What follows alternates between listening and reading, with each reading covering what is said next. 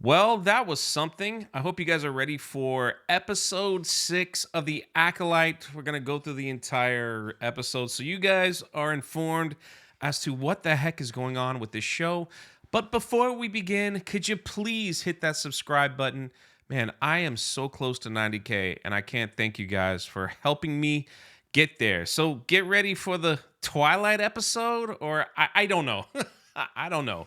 Our story begins with Osha, who swapped places with May because that's what May did. May swapped places with Osha. Sorry. She wakes up on an unknown planet with the stranger or the Sith or whoever he is. And she looks around and doesn't really see much. She sees a couple little daggers that I guess was May. And she gets up and she begins to walk outside and she sees the stranger walking at a distance and she begins to follow him. Immediately, we go back to Master Soul, who is trying to figure out what just happened. He's in his ship and he's trying to send a communication to Coruscant, and there's problems. He can't get through. The only thing he was able to get through was everybody's dead but himself. He looks over at May, who he thinks is Osha. I guess he can't tell, even though he's a master, and says, "Hey, can you look at the ship? We got some problems." So she goes, okay, I guess I'll take a look. Even though she was getting ready to kill him, she decides to change her mind. While she goes down to look at the engine, I guess, of the ship, this little pronoun creature or whatever it is sniffing out, and he knows that that's not Osha. So he already knows, like, that's the bad one. So he's getting ready to do a sneak attack on the bad twin. We then go back to the unknown planet where things get very non-Star Wars weird. I say Twilight-ish. I don't know. It's pretty lame. Anyway, you be the judge. So Osha is looking at the Sith man from a distance, and he takes off all his clothes. That is correct. Buck naked. That's our guy. And he decides to go for a swim. And while he's swimming, she walks up and picks up his lightsaber. And while he's at a distance, he's like, "So how does it feel to hold a lightsaber again?" And at this point, he already knows that that's not May, that that's Osha. And he begins to swim back. As you can see some of the dialogue here. He's like, what do you plan on doing? And she's like, "Hey, stop! I'm gonna kill you. I'm gonna hurt you." And he says a couple of things, and he's like, "Listen, if you don't plan on joining me in the pool, if you don't plan on getting down here in the swimming area with me, naked, I guess. I don't know if that's what he was implying, but he was like, if you ain't gonna join me, I'm gonna come up there and put my clothes back on." So as he exits the water, he's buck naked, and they begin to have a conversation. And he's just trying to like woo her into becoming the pupil that he always wants. So they're going back and forth, and he's like, how do you feel about the Force? And you're not. It's very odd because he's trying to put on his clothes, and they're having a conversation. He finally gets his clothes on. She could probably kill him at this point, and she just lets him walk on by, and he goes, "Hey, are you hungry?" And that's about it. That's all that happens. We then go back to the spaceship that seems to be completely out of power at this point. And he's saying, Soul's like having a moment, right? He starts hugging on May, thinking it's Osha, and just like, "You saved us. You saved us. Oh, I'm so happy." It was just weird, okay? It's not how Jedi are supposed to act. And she's starting to feel like, okay, well, maybe I'll figure something out. So she decides to go to the bottom of the ship and see if she can fix it.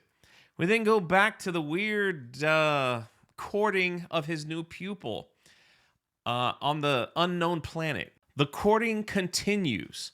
He's just like, you have the Force. And she's like, no, I didn't use it anymore. So when you don't use it, you lose it. And he goes, that's what the Jedi tell you, but I'm telling you, there's another way. There's other things that you can be doing. Trust me. Are you sure you're not hungry? Because if not, there's a ship out there. You can go take a swim and get on the ship and leave if you want to.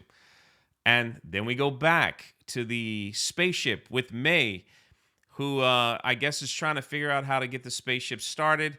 That little pronoun beaver shows up. They get into a little skirmish. He stomps her on the toe and then runs out of there. It was really dumb. She then figures out how to reconfigure the little robot that OSHA used to carry around. And that little robot's going to fix the ship, apparently. The dialogue is pretty bad, okay? All this time, there was a message that got to Coruscant. The Leslie Headland's wife character, the green lady, bald lady, that has the purple whip lightsaber, I guess is what you call it. Sorry. They only got this little message saying, yeah, everyone's dead. And she's like, all right, we got to go out there. I know where they are. I sent them there. Let's go figure out what's going on. All right, then we go back to the Sith Lord home. This is the Yoda Luke moment, but in reverse, right? He's trying to tell her that, yeah, I used to be a Jedi, but I'm not anymore, a long time ago. And I figured out, there's something deep within me, like passion and desire. And it just was really weird, And she's like, that path leads to the dark side. Finally, some normal Star Wars dialogue. I'll give him credit for that, for whatever it's worth. And he's like, you've got that inside you. You never lost the Force. It's always been there. And she's like, I'm not my sister, okay? You can't corrupt me, okay? And she's like, I'm leaving. I'm getting out of here. So she storms off. He follows her outside in this beach moment. And he's like, yeah, I know why you're around. Before you leave, why don't you finish what you started? And he puts the lightsaber at his stomach and he's like, go ahead. Hit the button. Go ahead and do it. You wanna do it. Go ahead. Just do it. I'm here. Go ahead. And she starts to get all emotional and all upset. And she kind of pushes back a little bit and ignites the lightsaber and goes to, puts it up to his throat. And he goes, Osha, I feel your pain because I lost everything. And when you lose everything, you gain everything. So lose everything so you can gain everything. Dude, I'm telling... And you think I'm exaggerating with the dialogue? I promise you I'm not. The only thing that comes to mind is Twilight. I could be way off, but throw some stuff in the comment section and, let me know what's going on.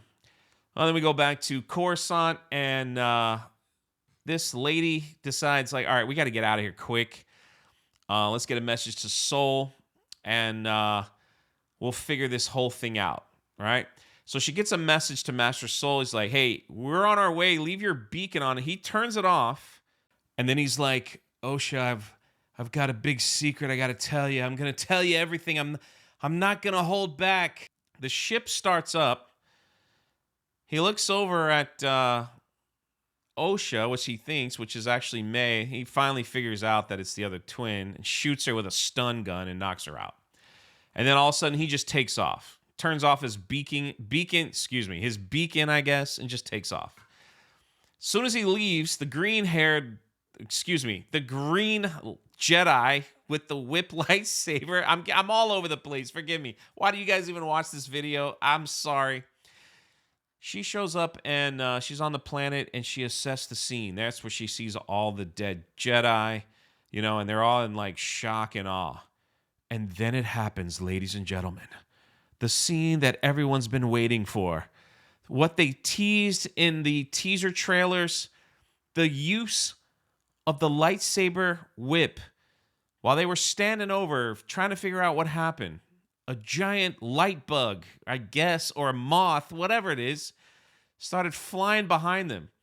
She then, and this is the scene from the teaser trailer, she then ignites the light whip and she doesn't look. She doesn't turn around.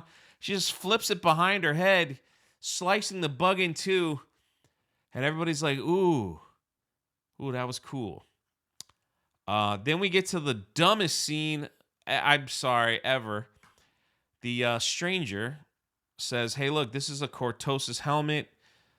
You know, if you put it on, it will reignite your force powers because it'll separate everything, and you'll be able to talk to the force again and see exactly who you are. Well, she puts this thing on. As you can see, it looks really silly. And she starts breathing like Darth Vader. I kid you not. She puts this helmet on it right here, and you hear it goes to the inside of the helmet where you just see the two little eyes, and you hear the heavy breathing. I kid you not, but it's her breathing. And that, ladies and gentlemen, is the end of the episode. I don't know where the show is going. There's only 2 episodes left. And I don't even know the purpose of this whole thing. I have no idea why this even exists, why they even put this show together. I don't know how they're going to sum it all up in 2 episodes. But hey, it's Lucasfilm. So let me know your thoughts in the comment section below. I'll have more commentary during the week as we get to wait another week for the next episode of The Acolyte. It's terrible, man. And I don't know what else to say. Let's recap. Naked Sith walking around trying to woo another pupil. And Soul has a big dark secret that he's going to share. That's pretty much where we're at. Lightsaber whip shows up and kills a bug. That's it. I probably should have just said those 3. That's the end of the episode. Anyway, this is Jay. Let me know your thoughts in the comment section below. Thanks for subscribing. We'll catch you next time.